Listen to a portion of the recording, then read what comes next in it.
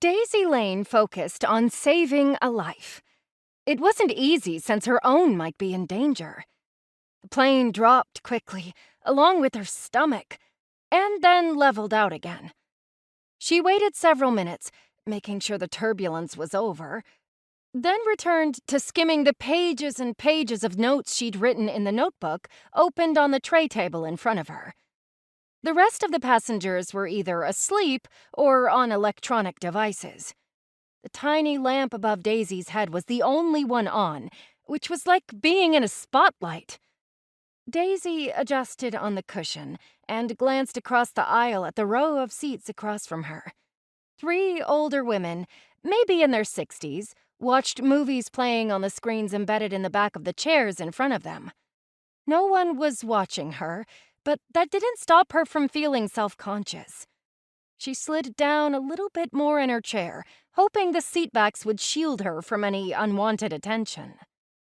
Her sister Iris was seated beside Daisy and hadn't stirred in hours. Eyes hidden behind a sleep mask with half a fox's face on it, mouth wide open, her breathing heavy. The plane jumped again, jostling Iris awake. She lifted a corner of her mask and fixed one blue eye on Daisy. "You should try to sleep," she whispered, which was really more of a hiss. "The jet lag will knock you on your ass." "I can't," Daisy said.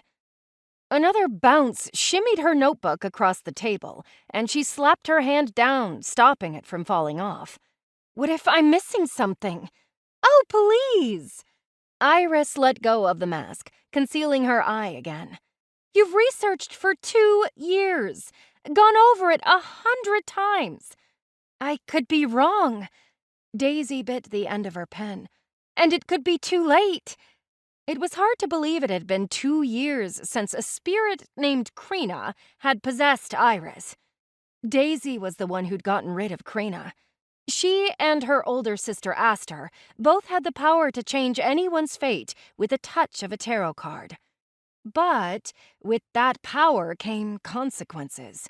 Dangerous ones for anyone the fate changer touched after performing the magic.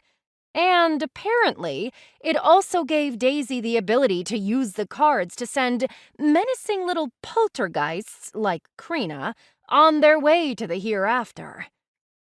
Before Krina had departed for the spirit world, or wherever ghosts went after an exorcism, she'd begged Daisy to save the last Van Buren heir cursed to die on his 18th birthday.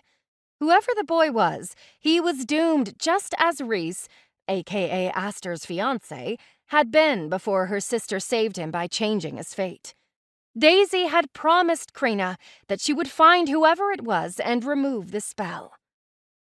Daisy never told anyone, but she had a recurring dream of a boy in a garden with a castle looming in the background.